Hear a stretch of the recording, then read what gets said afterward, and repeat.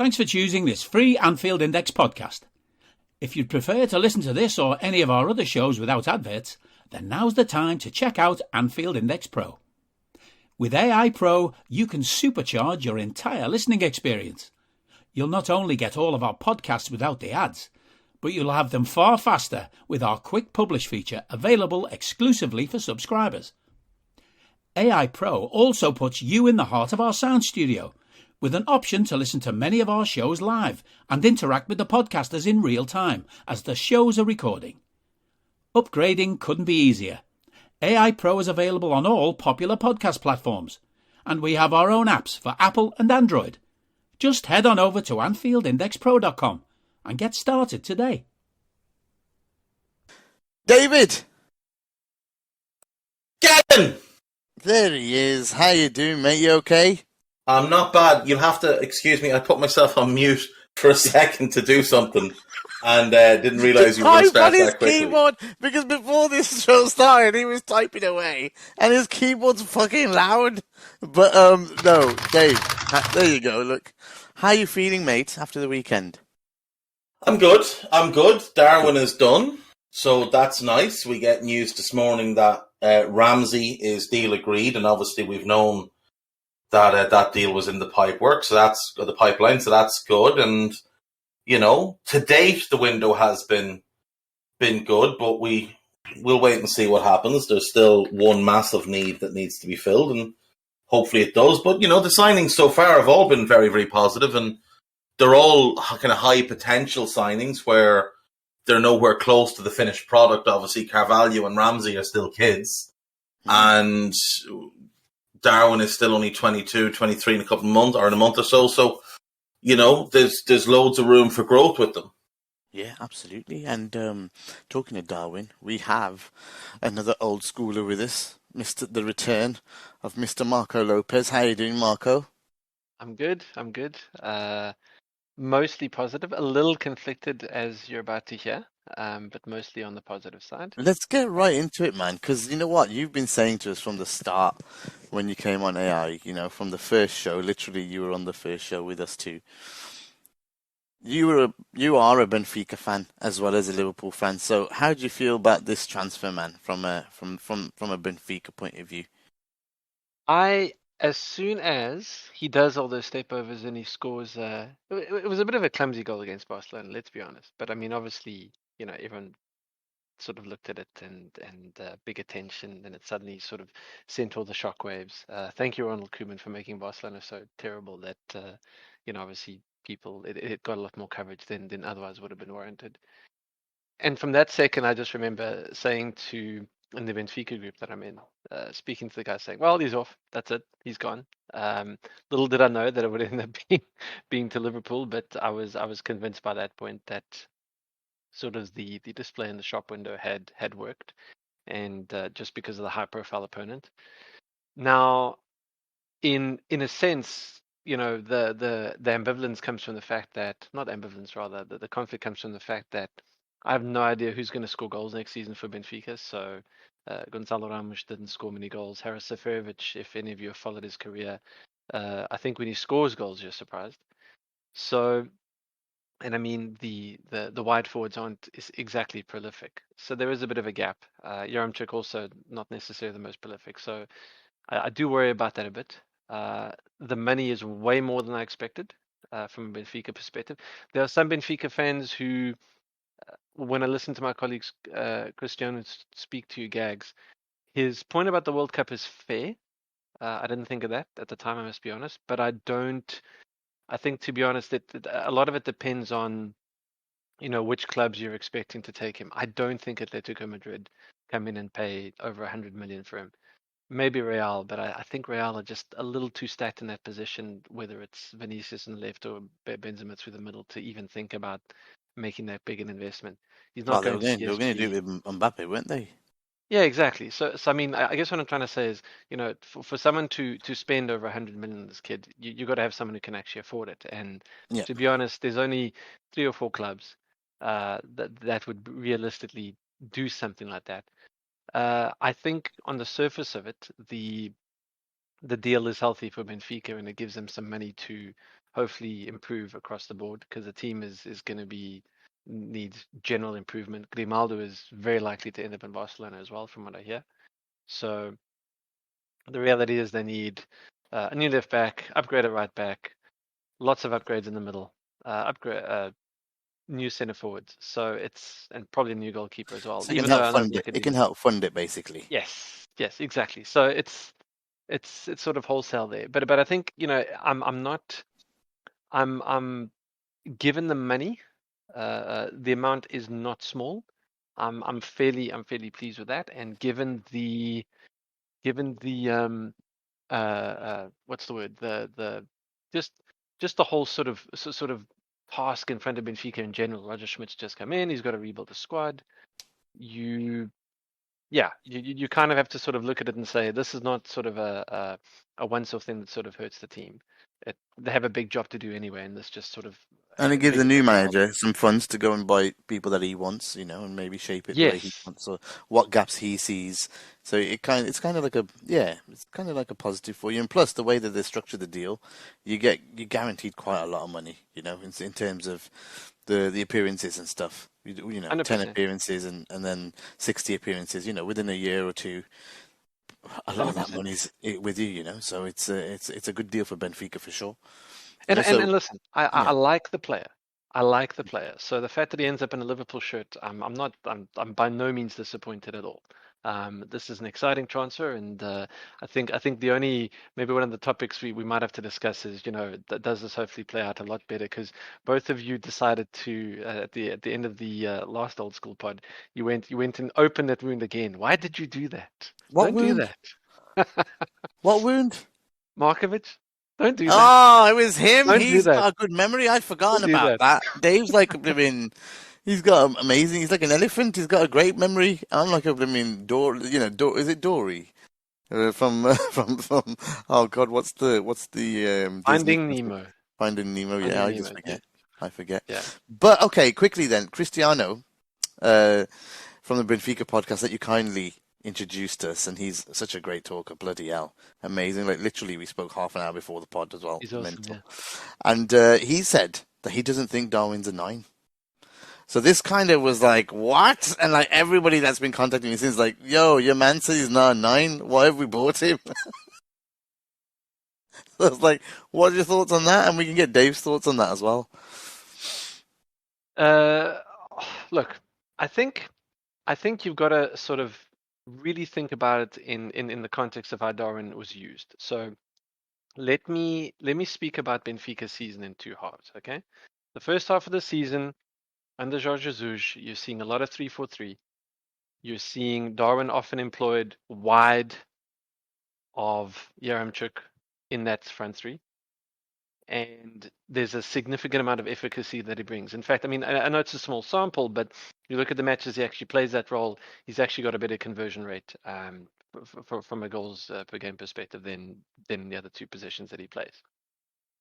Otherwise, it's sort of an interchange between him and Yaramchuk up front in that center spot. So I think one important thing is you got to look at Cristiano's talking about capabilities versus sort of out and out role. So, the subtle difference here being that someone like Yaramchuk, for example, there's no way that you can expect him to play in a wide position.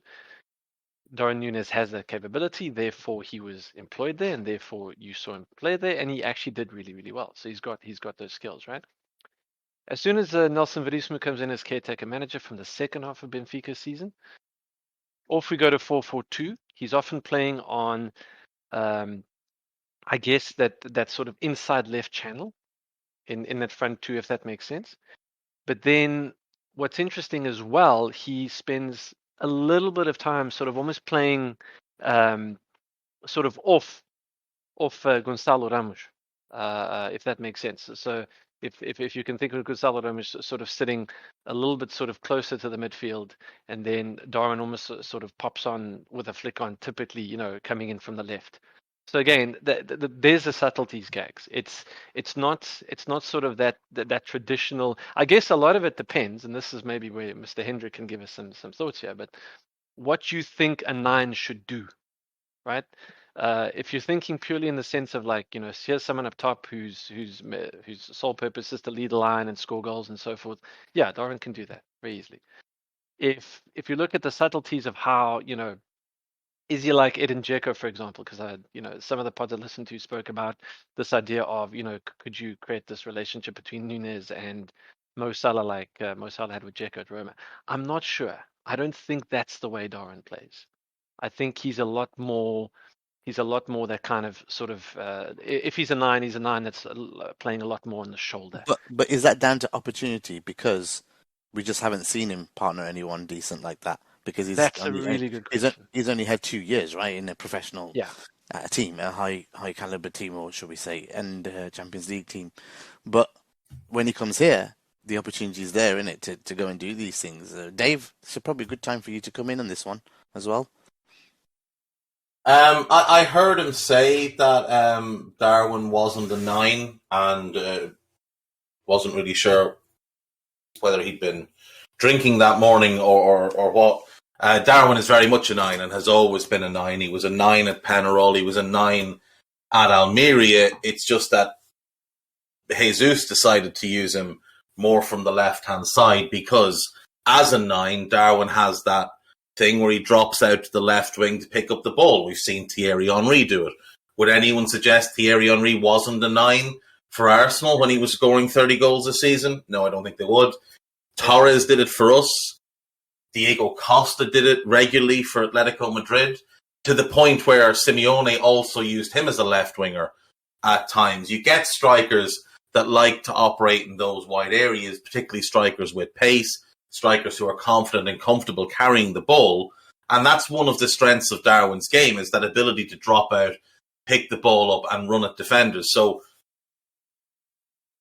Jesus, in how he wanted to play, felt that the best way to use that was to play him on the left of that front three. But a sensible manager, which Jesus used to be before he lost the run of himself and decided he was, in fact, the reincarnated, although he's not dead, so I don't know how he'd be reincarnated, but that he was the modern-day Arrigo Sacchi and tried to confuse himself.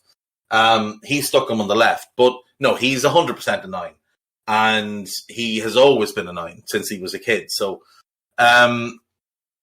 Darwin's a very interesting profile of a striker. It's kind of, as Marco said, like he's not that Dzeko type of back to goal 9, but he does have certain parts of his game that work back to goal. It's just that if you were to play him the way Edin Dzeko's been used, the way Olivier Giroud has been used, in time, you would get a very good player from Darwin doing that, but you would lose so much of his game. And this is why I think he will become a better all-round player than Erling Haaland. Maybe not a better goal scorer, but a better all-round player, because he's got a broader skill set. I've said this to you before, Gags. There's nothing Darwin flat out can't do. You look at Haaland, and there's just certain things the guy can't do. And he's never going to be able to do.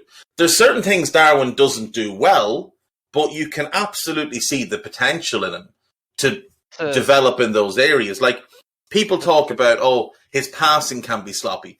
Fair, absolutely fair. But then you see him ping a 60-yard cross-field pass. Or you see him slip a ball in between defenders for somebody running on. Or play a reverse ball to the fullback, Grimaldo most often, who's bombing down on the overlap. So those things are there. It's the same people say, there's a failed compilation going round of his first touch. Yeah, absolutely. Great. But you know what? You could do that about just about any player. And we heard many, many stupid people say that Mo Salah's first touch is like a trampoline. And then we've seen what Salah's first touch has become. Darwin's first touch at times is immaculate. And at times it's loose. So that's not a skill issue. That's not a talent issue or a technique issue. That's a concentration issue. Same as the passing. The only major flaw in Darwin's game is a psychological thing. Where if he makes, say, 2 quick mistakes, he tends to go chasing the game and trying to get those mistakes back and try to rectify them. That's something that's very easily coached out of him. Can I riff on that quickly? Yeah. Just in terms of the coaching. So another important thing, and yes, I'll just sort of call out my agenda and bias here, everyone. I wasn't a big fan of Nelson Vidisumu in particular in terms of how he sort of managed the team in general. And Jorge Jesus, even though he's had a great track record of developing certain players in the past, he didn't do. I think this Dave's quite right in the way that he sort of speaks to the second incarnation of Jesus not being very good for Benfica. My point is, if Darwin, if you look at the gradient of improvement between Darwin's first season and second season in Benfica, I feel like a lot of it just comes from the kid himself. This is a case of where he's just got all these good instincts, amazing instincts that just sort of have elevated his abilities and manifested that. It's not like he was coached into being a great player. That's the point I'm trying to make. So in terms of the development, I have similar criticisms to you, Dave, about sort of elements around his passing and his first touch and so forth. But I do think that there's enough signs of, for example, if you look at his highlight reel, you could get very worried initially thinking this guy's just a really big tap-in merchant because of how many goals sort of sit in that space. I would say to you, just keep in mind that his position IQ is really complicated because on one hand, he's forever offside. On the other hand, he's got amazing abilities to always seem to be in the right place. So there is that. These are little sort of coaching nuances that I think, hopefully a Jurgen Klopp puts into him. The same as the first touch, the same as the awareness of players around him. Because generally speaking, whenever I was watching him play for Benfica, I always got the sense this guy is sort of compensating for whatever his coach is not necessarily telling him, because he's not telling him anything particularly substantive or meaningful. And that's where a lot of Darwin's development is really just about him, about himself. And this is a good point to bring in his strengths and weaknesses that you think, mate. Yeah, on my side. I do agree. Sorry, I do agree with that. I'd also point out the fact that when Darwin was at Almeria, he was being coached by Guti, who wasn't a particularly good manager and didn't really seem to have much of an idea of what he was meant to be doing. Then it was Jorge Jesus, who just had a bizarre tenure. And he also arrived in the midst of Benfica taking a really bizarre approach to recruitment. So Mark will remember this. In that summer, when Darwin was signed from Almeria, Benfica just went buck wild and started throwing money around like they were Manchester United. So that summer, they bring in Pedrinho. They pay a ton of money for him. Gilberto, Jan Vertonghen on huge wages. Everton from Grêmio, talented player, but a little bit of an overpay. Luca Waldschmidt, Darwin, Nicolas Otamendi for substantial money as part of the Ruben Diaz deal and on big wages. And then he's just one of that group that comes in. But if we look at that group, Pedrinho is gone. He didn't last. Waldschmidt is gone. Waldschmidt is gone. Yeah, he didn't last. And that was the other thing. Like, you bring in Darwin. Well, why have you also signed Luca Waldschmidt? Like, why have you signed 2 number 9s? What is the absolute, what's the point of doing this? And why are you building a team that's in one way young and promising and can grow together, and then you've put these 2 fossils in at centre-back who, quite frankly, are a massive downgrade on what you had the year before. It's just a bizarre time for Benfica. So he gets Jorge Jesus, who, I don't know, seemed to be having running battles with everybody above him for the first year, and then obviously gets sacked in the second year. Verissimo comes in, and Verissimo knows that he's only there to be the caretaker. The rumours of who Benfica are going to get start about 2 weeks after he gets the job. So he's not entrenched in the position. He doesn't want to put too much coaching in because all of it's going to get undone. So, he's never played for a manager he's never played in Europe for a manager who had an interest in developing him or in putting a real tactical plan around that emphasized the things he was good at. So for Darwin, a lot of what he had to do, especially under Jorge Jesus, was sort of play in the gaps, figure out what wasn't being done, and go and do that. And obviously that first season, It's a bit disappointing. It's 14 in all competitions, but it's a bad Benfica team who are being badly managed, who are still trying to find their way. He's not getting clear instruction. It's just, go out and play on the left and run up and down.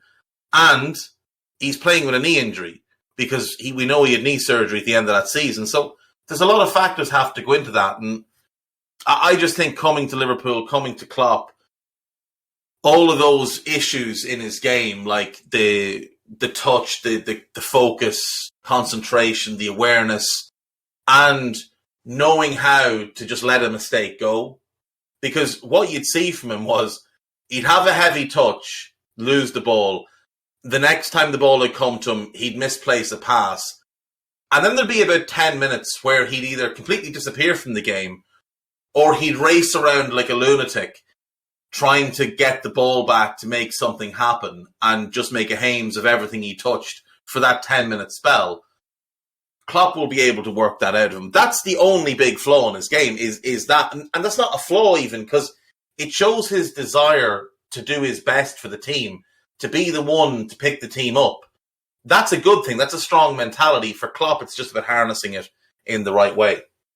I was gonna say, like, that's something that maybe people have even sort of made light of in social media, but I can't stress this enough. I don't think the kid's mentality, because people will sort of say like, well, working hard should be obvious. Every single player you sign should have that ability. I don't necessarily agree in the sense that at Liverpool, I think it's just there's something different. There's something different in the way that the players obviously approach it.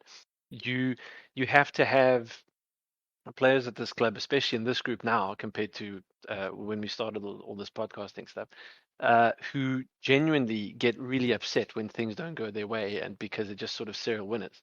As much criticism can be labeled around Trent Alexander-Arnold, for example, the kid's a serial winner. You can see it. He hates losing. Darwin is the same. And that's one of the reasons that sort of I enjoy that sort of aspect about him, because case in point, if a lot of the games that sort of are most memorable to me about Darwin are the ones where he's pretty much sort of doing things on his own. The second leg against Liverpool is a good example. The last match of the season against Porto is also a good example. He feels the issues and he tries to do them sort of all on his own. He's got that very typical Gags, you were talking about strength. Some of the things that I like about him is that he's very combative. This is someone who, Dave, you and I have joked about dark alleys and Simeone and so forth. I'm bringing Darwin. I'm very happy with that. I think he'll be just fine in the dark alley because he's got that sort of mentality, I feel. I think what's interesting, if for those who didn't listen to the under pressure part, which I found really, really helpful in sort of putting some other context on this guy, because when Brandish said on social, sort of how is this different to Divi? One, I laughed because I knew everyone was going to tear into him, rightly so. Love you, Simon. But secondly, because he is very unique, right? Like because I couldn't think of a reference. And funny enough, whenever I thought of someone that he reminded me of, I did constantly go back to Torres, but I thought like, Marco, this is going to get you hurt if you not go and put it in the socials because, like they're so different. And then luckily a lot of people have sort of mentioned the reference and it's the same, because I think the big difference is he's just a much sort of stockier version of what Nando is, at least in one sense. You then mentioned the Diego Costa comparison, which I think is also, and I think that's sort of the idea, right? This guy is his physicality is very much a significant benefit. Because in that, I think you look at some of the goals again that he scores for Benfica. You combine that physicality with good instincts, because look, all of us can think of many big, strong guys who've played in Liverpool shirt who have done very, very little, right? Christian Benteke immediately comes to mind as someone. Was he absolutely a physical presence? Yes. Do I think Darwin Nunez is gonna be easily Benteke is like a better version? Of course. There's just something very, very different about Darwin. Some of the stuff you were speaking about, sort of on a mentality perspective, Darwin for me is that guy who's gonna, try and run through a wall instead of sitting back and thinking, okay, hang on, where's the hole in the wall? Let me just rather go through there. So it's those aspects that I think sort of undermine the kid a bit. I do think as well, he's more of a carrier than a dribbler. I don't know, Dave, if you'd contest that, but I just feel No, I that agree. when yeah, so this is not so when I've said, for example, that I think he's got great feet. I think he's got great feet in the context of being able to carry a ball. I don't think you can expect him to be the kind of player who, like Mo, where in tight spaces, 3 players around him, Mo says, okay, cool, I know how I'm going to get this out. What I do expect and hope is that, once Mo does that sort of fancy footwork, Darwin is in the exact right place in the right time in the 6-yard box or somewhere in the 18 area to then, finish respective assist, etc. Because that is not the kind of thing that he's necessarily got the benefit of scoring as much at Benfica. Because, again, his highlight reel Benfica, to put more context, a lot of goals you'll see sort of on the counter-attack, sort of carrying the ball for long stretches and finishing, because that's just typically the situation he ended up in. Benfica had a weird season in the sense that most teams would either be completely brazen and play them for their merit and actually do a very good job doing so, unfortunately, or otherwise they'd sort of pack the box with 11 players. Neither situation suits Darwin too well because of the kind of personnel around him. This is a very different situation when you've got people like Mo and Diogo Jota who can get attention. Thiago can pick out a pass. Although I think there's a gap in the team, but you and I can discuss it later, Dave. My point is, I think that a lot of these elements like kind of suit the way this team wants to operate really well. I think he's going to be just fine at set pieces. Not as many headed goals as I'd like out of his tally. I think he scored 6 in the league out of 30 odd. So it's not like a huge percentage, but it's decent. Not like he had great crossing supply either at That's my Benfica, point. to be fair. Grimaldo's a decent crosser, but a lot of his are kind of low whipped cross. Yeah, exactly. He's on the same side. So the Trent to Darwin thing is fascinating. Absolutely fascinating. And that's why, like, awesome that Trent even sort of teased us with that tweet about sort of assisting. But that is a fascinating thing for me, because I think this idea of this is going to be such a weird reference, but anyway, I'll go with it. This idea of maybe like a really long cross from deep from Trent, because he can do it, and then this diving Van Persie-esque header from Darwin to score a goal. I mean, I'm claiming that first. I said it first. So there you go. But that could be. I think that could be a very interesting way that Darwin gets used in the team, if that makes sense. Yeah, it does. Is that everything on Darwin? Are we done? Marco, is there anything else from a Liverpool perspective that you'd like to say, or are you happy with everything you've covered? Yeah, I think that's it. Unless Dave, you got any other questions like specific to his? But I think I think I think you're right about him being more of a carrier than a dribbler. Like, if he receives the ball in a tight space with one defender on him who commits to tackling him, like, he does have quick enough feet to dink the ball around them and beat that one man in a tight area. But his real skill his real ability is being able to knock the ball past the defender and just glide past him. He does have that powerful running style, but he moves like really gracefully. Not Nando level, because Nando was just a freak of nature. But for such a big guy, like, you look at the videos of him sprinting next to Ibu, and obviously the notable thing is just how Ibu keeps up with him. But Darwin doesn't look like it's a massive effort either. Like, it doesn't look like he's struggling to get to that space, that kind of speed. He does just have a really, really good burst of acceleration.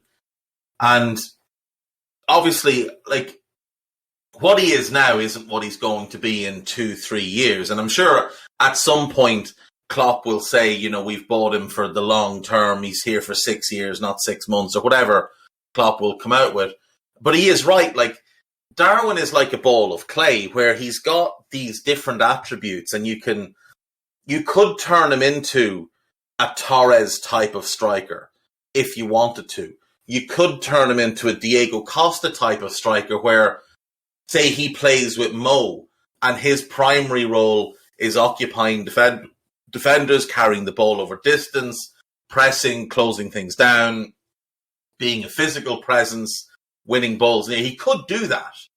It would be limiting him, but he could do it, and he could do it brilliantly. I think Klopp will try and find him somewhere in between those two, which is why I always use those two as my comparisons for him, because they're the two I think his skill set mirrors the best. But, like, we've seen with Klopp before what he's capable of doing with a 9. Look at what he did with Lewandowski. People don't understand the glow up of Lewandowski under Klopp. When Klopp bought him, he put him in the team as a number 10. He didn't put him in the team as a number 9. Lucas Barrios was the 9 in that first Dortmund title win, and Lewandowski was the 10. And then Klopp transitioned him into that number 9 position and worked out all the rough edges of his game, worked out where he needed to be, simple things like his positioning. Because when you go and when you would see the footage of Lewandowski from Poland, he'd often just find himself in the wrong areas when balls were coming into the box. He was able to get a lot of goals because the standard of the league was so poor and his talent level was so high. But he didn't get easy goals. And that's another thing with Darwin that I really like, is Darwin has the instincts to get easy goals. Marco referenced this earlier. He does get tap-ins, but he can also bend one in from 25 yards. He can also control that long ball in his chest and beat the keeper from outside the box. He can score all different types of goals. There's no defined Darwin Nunez goal. Like, there's an Erling Haaland goal. We've all seen it 50 times. It's the ball through the centre-backs. He holds off one, takes a touch, and lashes it as hard as he can past the keeper. That's the Erling Haaland goal. We've seen the Salah goals. We've seen the Mane goals and the Jota goals. But with Darwin, he can score from basically anywhere. And that's something that gives you a lot of promise in terms of the variety of goals he'll be able to get. If defenders are able to take off one avenue for him, let's just say they're not letting him have the ball in the air. Let's just say they're not letting him get into the 6-yard box. They're blocking off his runs. Well, Darwin's fine at dropping to the edge of the box and putting it in the top corner. So he's going to find ways to score. And when we have players like Salah, players like Diaz, like Trent and like Robbo, who'll be able to create chances for him, he's going to get a lot of opportunities to score. And I do think one thing we should be prepared for is, I think initially, and maybe forever, but initially I do think he's going to be a high-volume shot taker in order to get his goals. You know, he's not going to be a Fowler, kind of 2 shots is definitely 1 goal type of guy. He might be 4 shots to a goal or 5 shots to a goal, but that's fine because we'll create the opportunities. As long as he gets that goal, we're all right. I think that's something also that you that came across very much in the Benfica shirt, because it was almost like by necessity, because he often had to manufacture his own opportunities, and that's one of the things sort of in his skill set that's very, very helpful, especially by comparison to the rest of the team. Because with respect, I don't know. Like, Diogo Jota for me doesn't feel like someone who creates his own shot very well. Bobby can do it, but he's always got a tendency to pass. So there's that. Mo and Mane obviously love to shoot. I think Luis Diaz this is something he needs to work on, because he also loves to shoot, but he's not been successful finding the back of the net as often. This is something that I think, Darwin can bring in. It might, forgive me, Gags, for playing like host tendencies here, but it might be a nice segue for me to ask, because something you guys discussed in the last pod, which was so interesting, was this idea of the change system, and it never occurred to me, but then when you spoke about it, it made a lot of sense. This idea of, okay, there's Diaz on the left, you've got Mo on the right, but then almost this, I don't know, I'm guessing a front combination of Jota and Nunez, or maybe sort of one of them playing as a 10. What's your suspicion, Dave and Gags, of how the system may change? Because I tend to think it makes more sense logically with the skill sets available that we're going to end up 4-2-3-1 as opposed to 4-4-2. The second, well, actually, I'll leave my second question. What do you think of that question, first of all? I think we covered it last pod, didn't we? We covered this in the last pod, didn't we, Dave? I think the whole pod was about how changing the shape to a 4 up front, or a 4-2-4 or a 4-2-3-1 suits, how we could do it, and how maybe that Carvalho signing as well comes into it a little bit, maybe. But moving Mo, I mean, UP, we're talking about Mo even being a really good 10 in behind Darwin or something like that. If it could be possible, because he can do everything, Mo. He can run with the ball, he can pass, he can dribble, he can shoot, he can, the creativity from that point in that place in the team would be unbelievable. He could really shift to the right whenever he wants with that position too. So it wouldn't be a problem. I like the idea of Mo off Darwin, but I like it more in a 4-4-2. I don't. Oh, if we go 4-4-2 or 4-2, yeah, it does. It's just. Is he a little bit more withdrawn, or is he up closer to Darwin? Really. And you do that depending on the opposition, right? If it needs of course, to be a bit yeah. And the thing is, we'll still have the option of 4-3-3. The ideal would be to sign a player who can play right side of the 3, right wing, or as a 10, so that as we can shift through those shapes in game, Rafinha could play right side of the 3, or as a right winger in a 4-4-2, or he could play in a 10 and a 4-2-3-1 if you wanted Mo on the right side. Lovro Mayer could do the same. I think Dominic Szoboszlai could do the same. I think Fabio Vieira could do the same. There's a few players that could play. Pedro Concalves could do the same. There's a few players that could fill all 3 positions and give you real flexibility. In 4-2-3-1, I think we lack a 10. That's just how it is. Carvalho, very talented, but the kid's never played as a 10 in the Premier League. He's done it in the Championship, and he was very, very good in the Championship, but this is the Premier League. And we're not in a situation where we can really afford to be developing youngsters in league games, because any points dropped early in the season cost you at the end of the season. We lost the title this past season because of points dropped against Brighton, Brentford, Leicester, and West Ham. Those games were all pre-January. And the thing is, we didn't lose those games because of kids. We lost them because of senior players. But I don't agree with that. But you don't agree with what? With the loss of the league against those sides. My view, where we lost the league, is in the top 4. Because if you look at the top 4 results... But you shouldn't expect to beat the top 4, Marco. We shouldn't expect to beat City or Chelsea, in my view.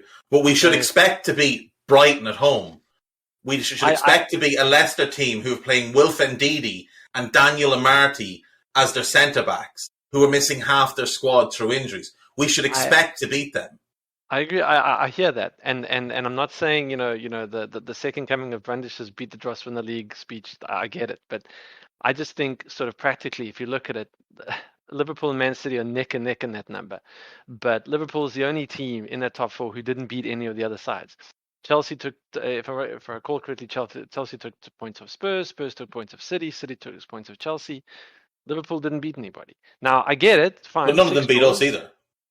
That's fine. I totally get sort of the unbeaten element, but I think when you look at and not to rinse and repeat this narrative, because I know a few people have sort of thrown that out, but you were talking about getting that player who's on the right side of a midfielder, etc. I'm hoping that player is a creative midfielder, because if I look at it, I do think there's something to worry about when you've been in 2 cup finals and you can't put a goal past Chelsea.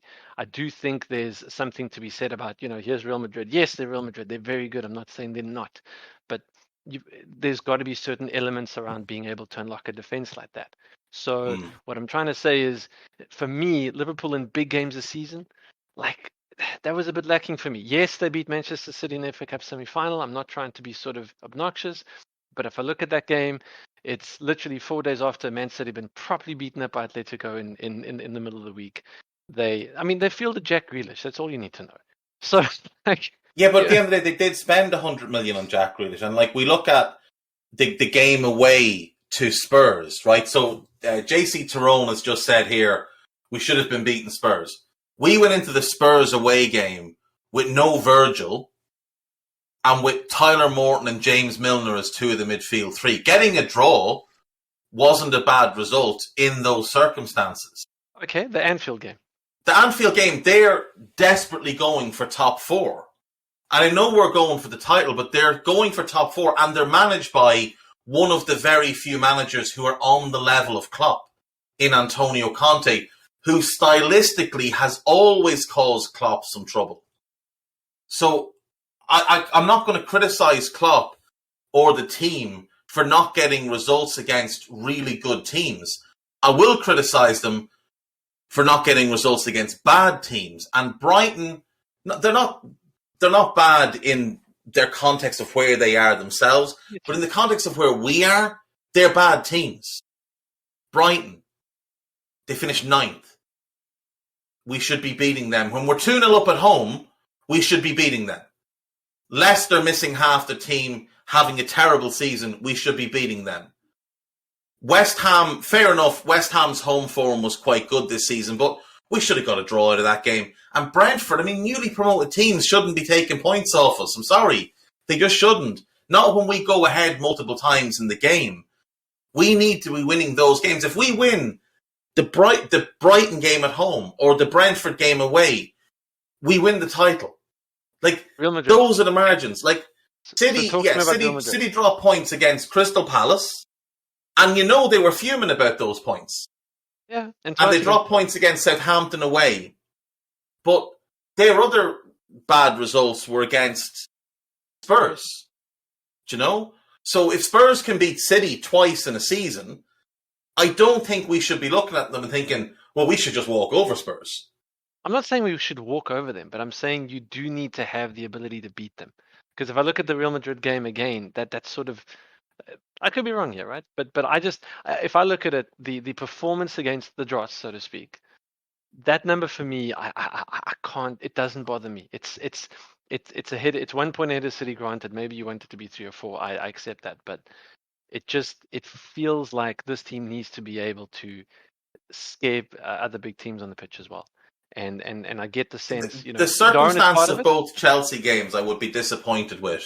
If you gave me draws before the game, I'd have taken them. But when we consider we played Chelsea at home and they'd 10 men for half the game, that's disappointing in the end. That's 2 points dropped.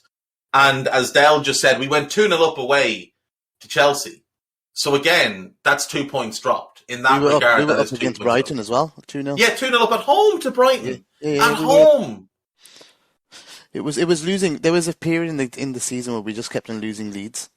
Normally, we're the ones who peg people back, but there was a point where we were losing a lot of leads, and then that was like, So again, there's room for improvement this season, right? To say we can't do that. That's the thing. But consider how far behind City we were in January. What was it? 14 points at one point or 12 points at one point. I know we had a couple of games in hand. No argument on that. But, all those points were dropped pre-January. And that's what I mean by we can't afford that again this season. We can't afford to let them have a 6-point or 12-point lead on us again because, we almost did catch them, but that was because they were bottling things, not necessarily just because of us. It was because they were bottling things as well. I don't know, like, I do like Carvalho, but for me, we can't be going into the season with kids in the team. You just can't. Like, you've got to have that right-sided midfield role was just a massive weak point all season long, bar the handful of games where Naby was able to play with Fabinho and Thiago. That right-sided midfield role was an issue. Oh, and the few Harvey games. Other than that, like, it was an issue. And people can say, oh, well, Henderson played more minutes than Fabinho or than Naby and Thiago. What? Like, I don't really understand what you mean by that. That's not a good thing. You're emphasizing the issue. He was terrible in the games we've just discussed. Those games we dropped points in. Brighton, Brentford, West Ham, Chelsea away, Leicester. He was awful in those games. Absolutely awful. In the Champions League final, he was awful. Like, when have you ever heard of a captain getting taken off in a Champions League final with 15 to go when his team are chasing the game? When have you heard of that? That doesn't happen. It doesn't happen. But Dave, I think you, again, it sort of highlights like sort of the points of improvement, and that's what I'm saying. So for me, whether the narrative that I get your point, you want to get more points against the Dross, so be it. Either way, whether you sort of look at it from your perspective or mine, that's something that obviously the team has to prioritize. So I definitely wanted to sort of, at least one other thing I wanted to land on this episode was I don't think the transfer business should be. I'm not saying it's being seen as complete. It certainly isn't, hopefully. but there is one midfield role that needs to be very, very carefully looked at. And I think for me, more than who the player replaces, more interesting to me is the skill set they come in with, because I get the sense that if I look at those matches in particular that I'm referencing, there was something missing. It was almost as if, Jurgen used every possible trick that he had up his sleeve. He had no more tricks left to pull, and I kind of felt like, again, you were looking for I'm not saying obviously this player, this is the only comparison that I have, so please don't shoot it, but a Coutinho type, someone who can just, because ironically Jurgen hinted at it in the in the reflection on the final against Real Madrid, right? Someone to play through their defense rather than around it. And I'm not saying that Thiago doesn't have that sort of skill set in his locker, but Thiago for me has always felt like a regista next to a destroyer. It, almost like a Alonso Mascherano versus the sort of reincarnation, if that makes sense. I'm not saying obviously that Gerrard had a very different skill set to what Coutinho had, but it's someone, a game breaker, game breaker, someone that can just win you a game. Kevin De Bruyne, someone like that. Now, not obviously not him, but someone that can just win you a game. Someone that you can rely on to just put the team on his back from midfield. Because you're right, Fabinho and Thiago, they're masterful players, but they're not game breakers. They're game managers more than anything. Fab is a sitting holding midfielder. Thiago's a controlling midfielder. Naby, at his very best, is a controlling midfielder. Naby can, at times, be a game breaker, but it's not his game. It's asking him to do things outside of what's really natural to him, which is controlling a game. We have Fabinho as our 6. Henderson should be his backup. Henderson's best role for the last 3 years has been as the backup 6. In fact, the only good run of form he's had in the last 3 years has been as that backup, has been as the 6. In the title-winning season, he put together that 4 or 5 month spell where he was really good. He started the season really badly. Fabinho got hurt. He went to the 6. And he was really good for probably 4 months, and then he got injured himself. But that's it from him in that midfield since. Like, he's been poor since. He was poor last year, desperate this season just passed. But his few good games, bar Everton away, who were terrible, were as the 6. United away, as the 6, he played well. Burnley early in the season, as the 6, he played well. Watford early in the season, as the 6, he played well. His best games come in that number 6 position. He's not nearly as good as Fabinho. He should be Fabinho's backup. So the hole then is that right-sided role. And Curtis can play there, but Curtis hasn't developed enough to be given the keys. Did you hear about the rumoured loan for Curtis? Yeah, so Nottingham Forest. Gags, I think that's a brilliant move because first things first, right? Steve Cooper, really good manager, really good links to Liverpool, and Steve Cooper plays with a number 10. He plays a back 3, wing backs, 2 central midfielders, and a 10 behind his 2 strikers. And Curtis as that 10 behind Brennan Johnson and Sam Surridge, or if they bring in another striker. That's a really good fit for Curtis. Steve Cooper also wants his boys to press from the front, so he'll get that out of Curtis. He will make him a better player. And Curtis playing 30 games in the league for Forest will benefit him and potentially us far more than him starting 8 to 10 games for us in the league and a couple of cup games. It just will. 3 year loan? 2 years? I'd send him on a 2-year loan personally. Now, the second-year loan would be... if they bring someone in, Dave. The second-year loan would be, if you stay up, keep him again. Curtis is a long-term contract. If not, it'll be easy to tie him to one. But if you think of it, if we go to even a 4-2-3-1 next season, and Curtis has a year or 2 on loan and comes back in and becomes the backup 10 when Bobby moves on, perfect. If he's good enough to be the starting 10, even better. But like Harvey's not ready. He just isn't. And people get carried away with him getting a run at the start of the season. It was 3 games. It was 3 starts. And he wasn't making the bench at the end of the season. Like that's far more telling. He didn't make the bench at the end of the season. So, there's just no one who's ready-made for that role. if it's a 4-3-3, I think someone like Szoboszlai from Leipzig would be ideal.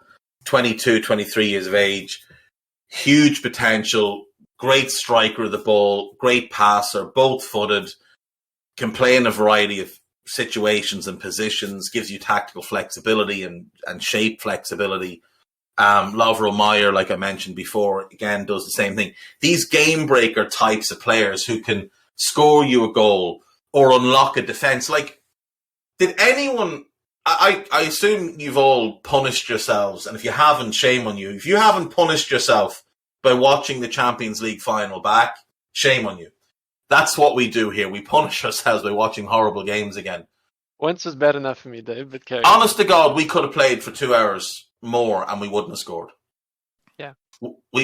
Like, the 2 chances we got in the game, the 2 really good chances, like, there's a bunch of half chances, but the 2 really good chances, the ones that fell to Sadio and Mo, where Courtois made unbelievable saves, like otherworldly saves, they're not exactly goals that the team crafted. Like, there's the ball over the top to Mo. The first touch is out of this world. It's exceptionally difficult to do that. It wasn't an easy chance by any means. And the same with the Sadio one. He's got to beat 2 men. It's not like we ever opened them up properly. There was a point in the first half where it felt like we were going to. And all of a sudden, we just slowed down and allowed them to catch their breath and find their footing. And most of that was the fault of the right side of the midfield, playing the ball backwards. He completed 7 forward passes. 7 forward passes in that 75-minute spell. That's an issue. So, when you're the attacking midfielder and you complete 7 forward passes in 75 minutes, then I've got an issue. So, to move away from the Hendo stuff, we always seem to get back there. Marco, because you're on, it was kind of new experience for you to feel. But let's move on to transfers. But before that, because I've only got 20 minutes or so, but Dave, the importance of the two, someone just said it in the, I think it was Fox's Fox 8 about losing Mo and Cato and Freeze. How important is it to tie these 2 down first this summer now? Because Massively. Obviously the squad is massive. It kind of gets crazy things next summer again if these 2 are going on a free. Gags, right, look at it this way, right? We're now being told we're going to wait for the right midfielder, okay? And people are saying, oh, well, we waited for Virgil and we waited for Naby, so it's what we do. Tchouameni's gone. He was the right one, but he's gone now. We can't wait for him. He's gone. He's gone to Real Madrid. So who's the other one that's worth waiting for? Jude Bellingham. Are we certain that we would get Jude Bellingham? I'm certainly not. Unless we can put a deal in place this summer, I don't think we get Jude next summer. Unless he outright says, I'm only going there. Because City will outbid us, Real will outbid us, and there'll probably be somebody else, Newcastle, United, whoever, will horse a load of money at Dortmund. And Dortmund don't really care. If Dortmund get offered 80 million by us and Jude says, well, I want to go there, they're going to say, well, hang on a sec. This club are offering us 110 million. So you can go there or you go nowhere. I just don't see that we get Jude if we have to get into a bidding war next summer. And we'll hear the same thing trotted out then. Liverpool don't want to get into a bidding war. But not only that, let's say we do get Jude next summer. So he's going to cost 90, 100 million. Well, we'd also have to replace Salah next summer with no money to do that because we'll have let him go for free. Yeah, it's vital this year. That's vital now. And then, if Naby leaves and if Milner leaves, we need another midfielder. And we won't have Curtis this summer as well. So, like, we need him. We do need, like, if Curtis, it's impossible to see Curtis go if we're not signing a midfielder. But what would happen if we got to next summer needing that starting midfielder and another midfielder and a Mo replacement? Well, something will get pushed to the following summer. Yeah, it's too much. But the following summer, Thiago's due to leave. His contract's up in 2024. So he could be off.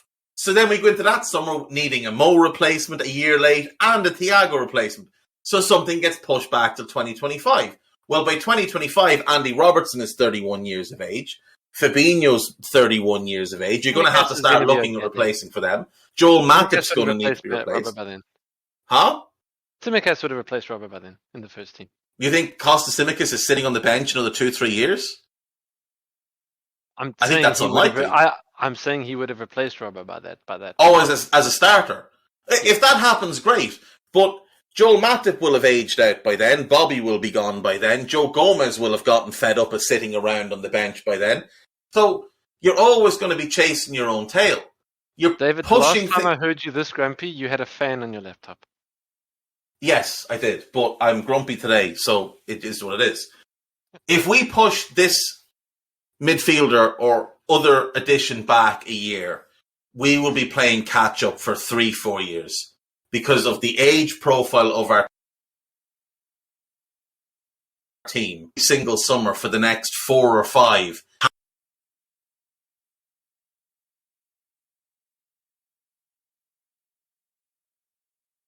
Having to, Robbo, eventually Virgil.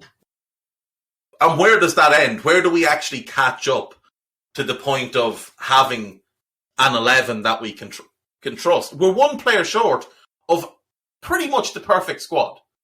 But that player is a starter. It's not a squad player. We need a starter. We've got 10 elite level starters. We've actually got more because Costas and Joe and Jota could all be incredible starters. But it's why Benfica and Chu hurt a bit, to be honest. Massively. Except is Tchouameni giving you the skill set that we're discussing that we Thiago would have moved to the right-hand side. So if we think about it and we're honest about this, the best the midfield has ever looked under Klopp was Thiago, Fabinho and Gini in the back end of last season, 2021. They were unbelievable together. That 10-game run at the end of the season, they just bossed everybody they played.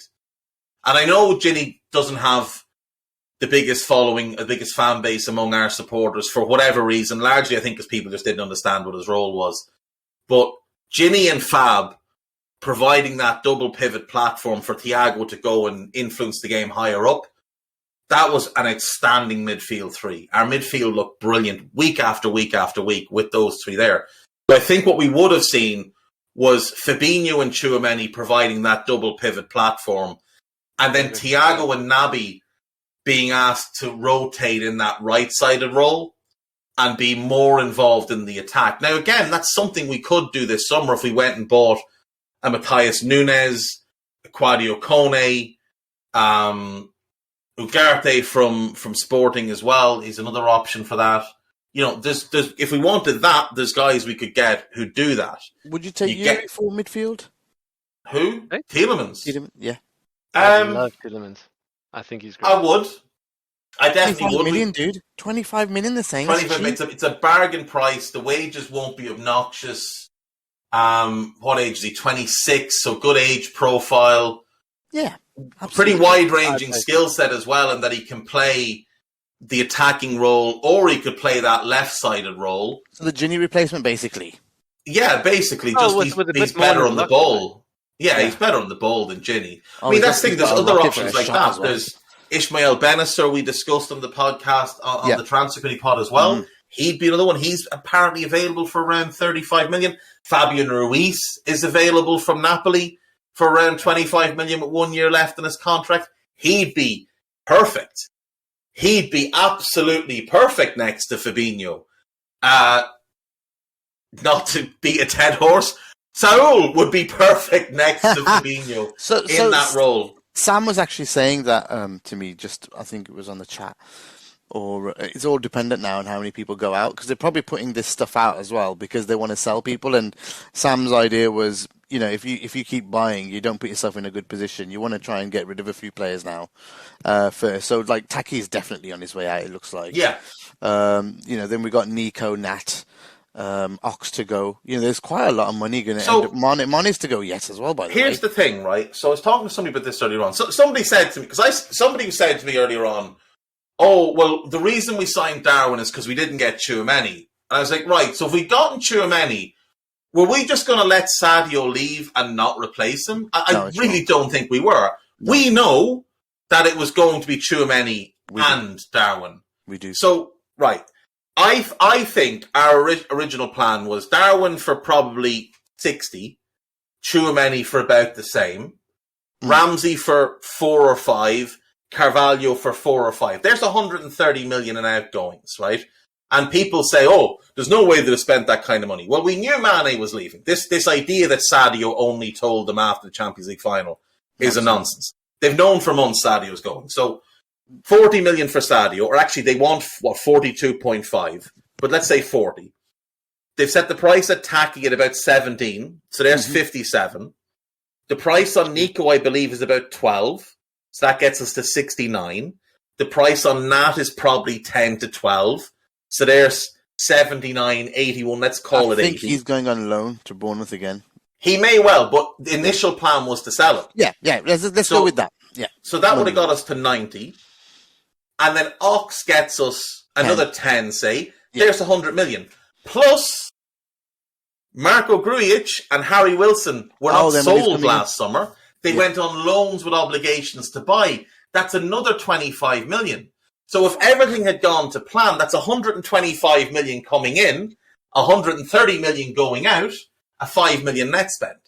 Now take out, say, 10 million on... Yeah, and there's money to spend on top, man. There's 100% money there to spend on top. Of course there is.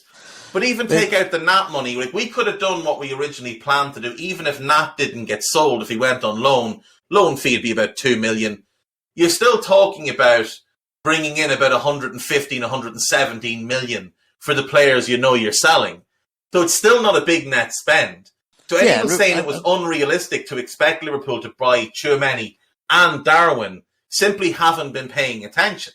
And remember, it was always realistic. It was always and also, Marco, £68 £68 million is the Darwin price, and it's going to be another $5 million by October when he plays 10 games or so. So 73 million is what's going out. Yeah, it's not £100 million and 64 million. 64. 69 million. Sorry, 69 million pounds total. No, but you can't get to 100. Dude, you can't get to 100 now, though, right? No, agreed. But even if you get to the 100, it's because something amazing has happened anyway. Forget that. That's not the point. The point we're talking about is this 130 million pounds that Dave's talking about. Yeah. So in reference to that, it's only 69 of it, right? We need to focus on, like, people saying, "Oh, it's 85 gone." No, don't focus on the 85 because a lot of things have to happen to get there. But by October, yes, it'll be 69, which we have to take into account. But still, there's so much budget left, right? Can we also address this idea that people, non-Liverpool fans, obviously, we're talking, the real basement-dwelling type. Darwin Nunez is going to be an £85 million flop for Liverpool.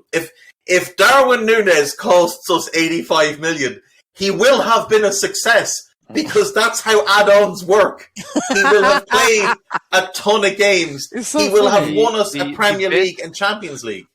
The best part about those criticisms is nine times out of 10 they come from United fans, and I've yet to find one United fan who explained to me the following: how do you let a really talented player leave for free, buy him back for 100 million, and then leave him for free again? I'm struggling. It's brilliant. That's not a normal level of stupidity. Pogba used and abused. They will sign him again. Give it 4 years, right? Give it 4 years. He'll be out of contract at Juve, and we'll start to hear. Manchester United sources tell us that United are investigating the possibility of bringing Pogba back to Old Trafford. The player is believed to be interested as he feels he has unfinished business, or some such garbage.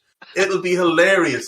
They spent 80 million on Harry Maguire. They're automatically banned from talking about anyone else's transfers for 50 years. How can they talk about £85 million on Darwin when they bought Maguire?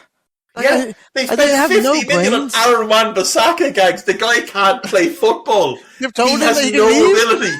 He has no technical ability. They spent 50 million on him. He's one of the most expensive fullbacks in the history of the game. The comedy of United fans. We need to go find these United fans who were comparing AWB to Trent. Yes. We need to go back and find them and shame them right now because and it's the like the best part is Trent is better than him defensively as well. Wan-Bissaka is just a really good 1v1 defender, but he's a garbage cover defender. His positional sense is horrific. He doesn't read the game. He doesn't sweep his centre-backs. He can't defend the back post on crosses. He's not a good defender. He's good at one aspect of defending. Nathaniel Klein was the same. Klein was a great 1v1 defender, but he was terrible in all other aspects of defending. Trent is a good defender. I'm sorry, I know that's not a common view. Trent is a good defender. He actually is a good defender. He's not great. There's definitely things he can work on, but he's also only 23. But he's a good defender. But he's a better defender than people give him credit for because they can't, like, I don't know what it is. Pundits seem to forget that Liverpool play to a system, and it drives me up the wall when people sort of criticize, oh, he's vacated space, he's done this, he's done that. Like, that's the system, folks. If you don't understand the part of that is because Gary Neville said he needs to work on his defending. Now, I have news for Gary Neville. I have news for Gary Neville. You weren't all that good, buddy. You really weren't. When you criticise Liverpool and say teams attack down Trent's side, yeah, teams attacked United down your side as well. Because on the other side they had Vidic and Evra, and on your side they had you and Rio Ferdinand. So you had the weaker side. The same thing at Liverpool. Liverpool have Virgil and Robbo, locked out defenders. Liverpool have Trent and Ibu, or Trent and Matip. They're good. It's the weaker side, though. Like, Gary Neville is a buffoon, but people believe what he says because he played fullback. He's one of the best. Like, the idea that Gary Neville is... foot race. Dave, come on. Huh? Like, I'm not listening. I can't even beat Jamie Carragher in a foot race. I'm not listening to him. That's exactly it. I mean, this guy is only famous because he was David Beckham's ball boy.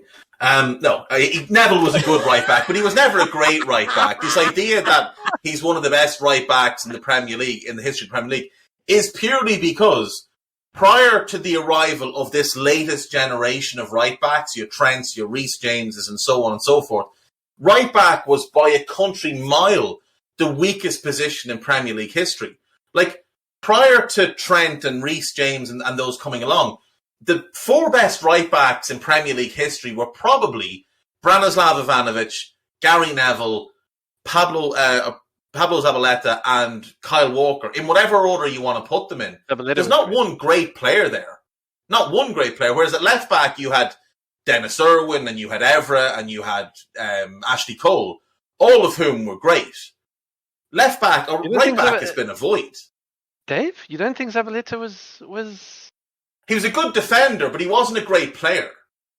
Like, Zabaleta was a good, solid defender. He was 7 out of 10 every single week, but he wasn't a great player. Ivanovic was the same. Really good players, and always someone you'd want in your team because they were so reliable, but they weren't Trent, they weren't Dennis Irwin, they weren't Ashley Cole. You know, they weren't that level of fullback. They weren't a Zanetti level of fullback or a Cafu level of fullback. Whereas I think in every other position you can name an all-time great that played there in the Premier League era. Absolutely right. We are almost up to Marco. What would you like in the last couple of minutes each? What would you like to be done? What would you like LFC to do for the rest of this window now if Ramsey's done? Obviously people saying we're done, but what's left for you? Game breaker midfielder, because I think that's the skill set that's the most missing from the team. The team can create goals from counter presses and individual brilliance and set pieces and good wide delivery and stuff. I don't think they have enough through the middle. So for me, that would be the midfielder that they need to get. And depending on the Salah situation, please God, he does sign. You get someone who can sort of. Well, I'm assuming realistically, it probably is going to be Harvey Elliott, but even then, if you're saying Harvey Elliott, I don't think it will be Harvey. I think that's. You don't think it will be Harvey? Okay, well, if it isn't, then my point stands. You need to get someone there. Yeah. Because I think also if you're taking a lot of bodies out the squad, yes, you're going to rotate the minutes, and they proved last season they can do it very, very well. But if you're trying to go and win every single cup again, then you've got to have more humans. Mo just looks too happy to be leaving. at the moment. He just the I way hope he's you're right, Gags. yeah. I think it'll break him to leave. So I think something's there, but we're not obviously. We're not, what's it calling? Liverpool work in weird ways in terms of their announcements, man. They wanted to get these signings out the way. Ramsey's just been sneaked in like a blooming side show today. You know, like it's literally just been announced like by Joyce with nothing at all. So let's see what Liverpool do with that. Once that one's done, I think we'll be down to sales and contract signings, and then maybe one more. Who knows? No anything yet. But that's the thing. If Ox and Curtis leave, if Ox goes permanently, you're down, which is the expectation.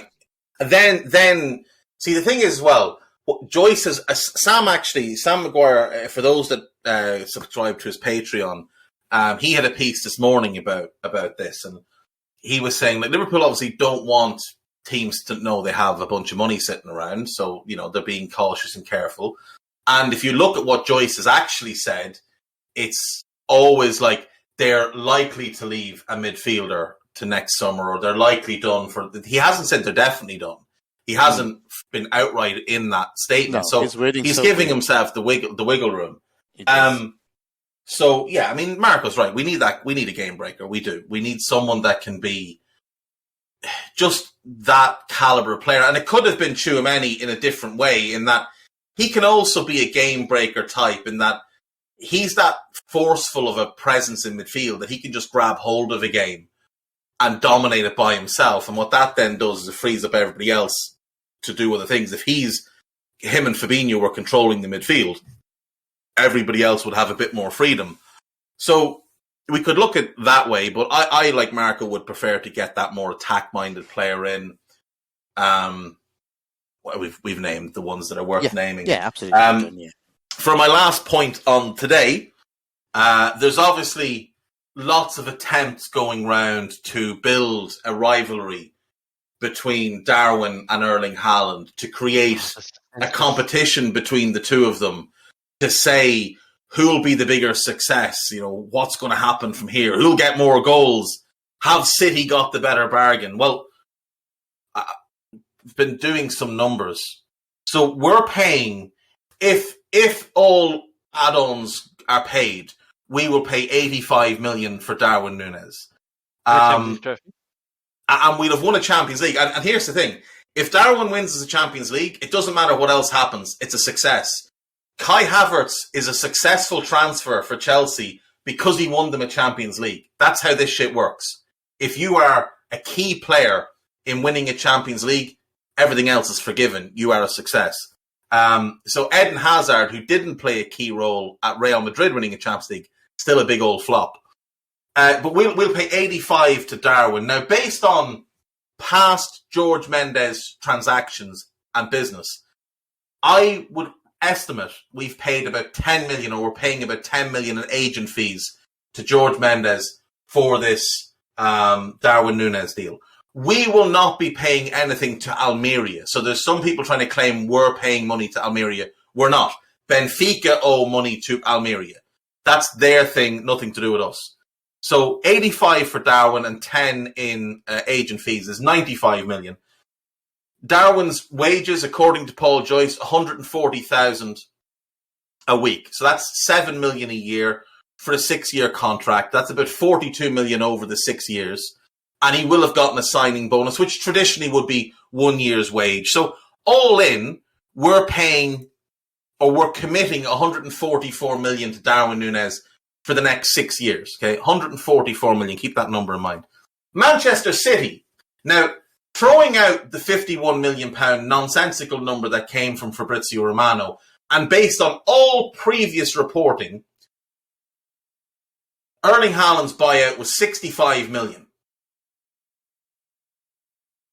City are paying that. Now, they may have Jadon Sancho money that's owed to them that they can write off against that. And if they do, that's fine, but that's irrelevant. It's a separate transaction. They're paying 65 million for Erling Haaland, plus add-ons that they agreed to, which have been reported, that they agreed to in order to get an exclusive negotiating window with Haaland. Those add-ons are rumoured to be about £5 million. Okay, so all told, they're going to pay about 70 million for Haaland, plus the well-reported 30 million to Mino Raiola's agency. Just because Mino is dead doesn't mean his agency is dead. They're still operational. They'll have gotten their 30 million. So that's 100 million.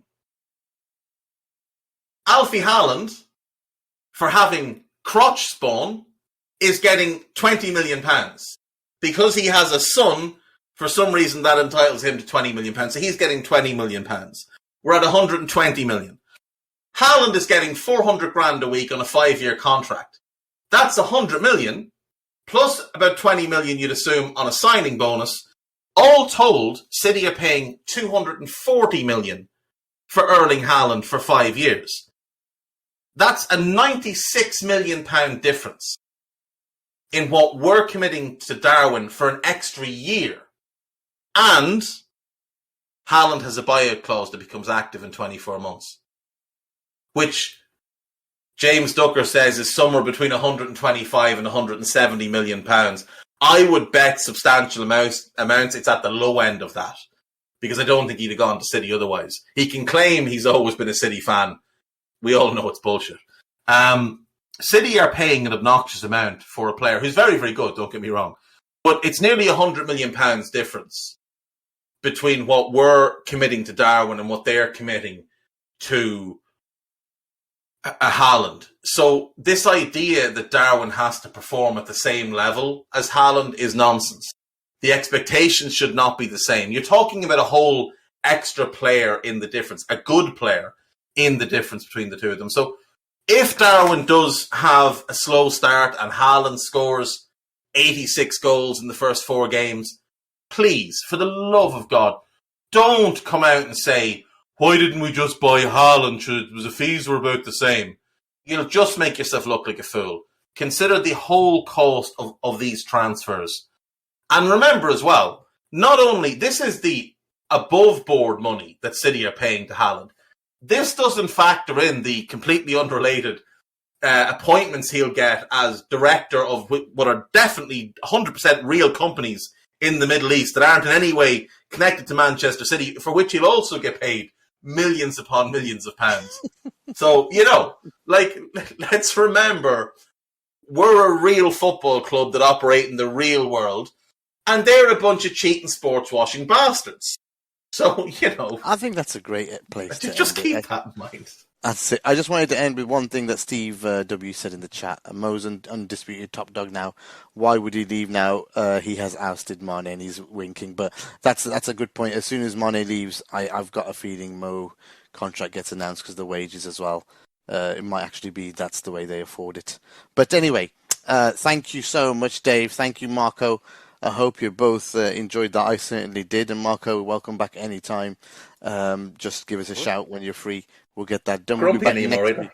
Yeah, we'll be back next week with another old school. I'm late. Need to go. We'll be back very, very soon. Up the Reds. We hope you enjoyed listening to this Anfield Index show. Please be sure to subscribe to our channel so future podcasts find their way to your device automatically. There's nothing quite like fan engagement, and we'd love to know what you think of anything discussed on this show. The best way to get in touch is over on our free Discord community, where both podcasters and listeners debate the hottest LFC topics 24/7.